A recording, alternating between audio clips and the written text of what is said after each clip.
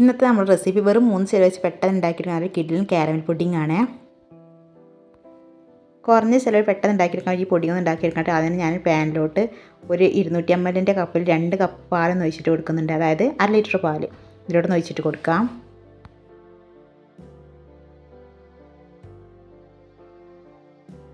പാലൊന്ന് ചൂടായിട്ട് വരുമ്പോൾ അതിലോട്ട് ചേർത്ത് കൊടുക്കാനുള്ള പാൽപ്പൊടിയാണ്. ഞാൻ ഇവിടെ 3 ടേബിൾ സ്പൂൺ പാൽപ്പൊടി കൂടി ചേർത്തിട്ട് കൊടുക്കുന്നുണ്ട്.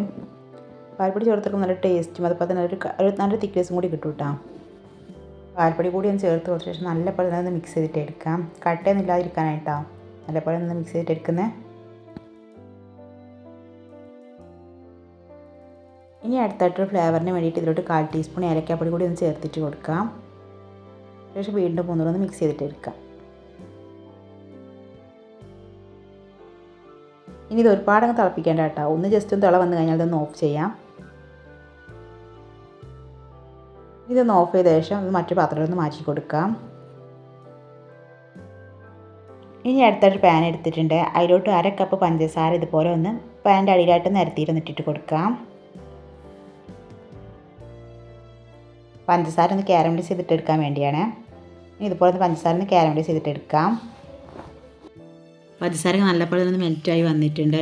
ലോ ഫ്ലെയിമിൽ വേണ്ടതൊന്ന് ചെയ്തിട്ടെടുക്കാനായിട്ട് ഒരുപാടങ്ങ് കരിഞ്ഞ് പോകണ്ട കേട്ടോ. അപ്പോൾ അതിൻ്റെ ടേസ്റ്റൊക്കെ ഒന്ന് മാറി ഒരു കയ്പ്പ് രുചിയായിട്ട് വരും. അപ്പം ഒരുപാടങ്ങ് ഒന്ന് കരിയിച്ചിട്ട് എടുക്കണ്ട. അപ്പോൾ ഇത്രയും മതി കേട്ടോ. ഇനി ഇതൊന്ന് ലോ ഫ്ലെയിമോട്ട് ആക്കിയ ശേഷം നമ്മൾ ഇതിലോട്ട് നേരത്തെ തിളപ്പിച്ച് വെച്ചിരിക്കുന്ന പാലല്ല മുഴുവനായിട്ട് ഇതിലോട്ട് ഒഴിച്ചിട്ട് കൊടുക്കാം. പ്രത്യേകം ശ്രദ്ധിക്കണം, ഈ ടൈമിൽ ലോ ഫ്ലെയിമിൽ ആക്കിയിട്ട് വേണ്ടൊന്ന് പാലൊന്ന് ഒഴിച്ചിട്ട് കൊടുക്കാനായിട്ട്, അല്ലെങ്കിൽ പാലൊക്കെ ഒന്ന് പുറത്തോട്ട് തെറിക്കാൻ സാധ്യതയുണ്ട്.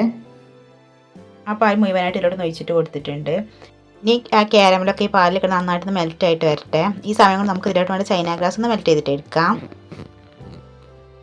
ഇനി അടുത്തായിട്ട് മറ്റൊരു പാത്രത്തിലോട്ട് 10 ഗ്രാമിൽ ചൈന ഗ്രാസ് മുഴുവനായിട്ട് ഇതിലോട്ട് ഇട്ടിട്ട് കൊടുക്കുന്നുണ്ട്. ഈ ഒരു പാക്കറ്റിലുള്ള മൊത്തം ഞാൻ ഇതിലോട്ട് ഇട്ടിട്ട് കൊടുക്കുന്നുണ്ട്. അതിലോട്ട് 1 കപ്പ് വെള്ളം കൂടെ ഒഴിച്ച് കൊടുത്തിട്ട് ഇതൊന്ന് മെൽറ്റ് ചെയ്തിട്ട് എടുക്കാം. ഇതൊന്ന് പെട്ടെന്ന് മെൽറ്റായി കിട്ടണമെന്നുണ്ടെങ്കിൽ ഒരു കപ്പ് വെള്ളത്തിൽ ഒരു 10-15 മിനിറ്റ് മുമ്പ് ഇതൊന്ന് സോക്ക് ചെയ്തിട്ട് എടുക്കാം.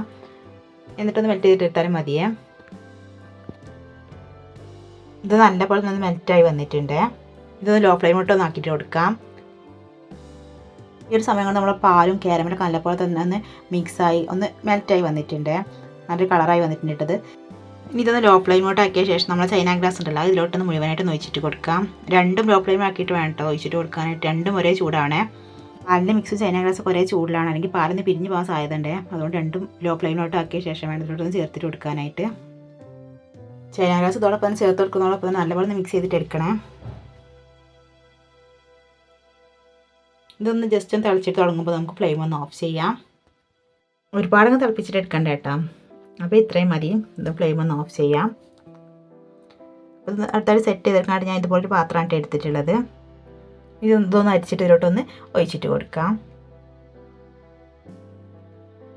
മുഴുവനായിട്ട് അതിലോട്ടൊന്ന് ഒഴിച്ചിട്ട് കൊടുത്തിട്ടുണ്ട്. അപ്പോൾ അതിന് മുകളിലായിട്ട് ചെറിയ ചെറിയ ബബിൾസ് കാണുന്നുണ്ട്. അതുകൊണ്ട് സ്പൂൺ വെച്ചിട്ട് അതൊന്ന് മാറ്റിയിട്ട് എടുക്കാം. അതിന് മുകളിലായിട്ട് കുറച്ച് കടലയൊന്ന് സ്പ്രെഡ് ചെയ്തിട്ട് കൊടുക്കുന്നുണ്ട്. കടല ഒന്ന് ഞാൻ ജസ്റ്റ് ഒന്ന് ക്രഷ് ചെയ്തെടുത്തിട്ടുള്ളതാണ് കേട്ടത്. അതും കൂടെ ഒന്ന് സ്പ്രെഡ് ചെയ്ത് ഇട്ട് കൊടുക്കാം.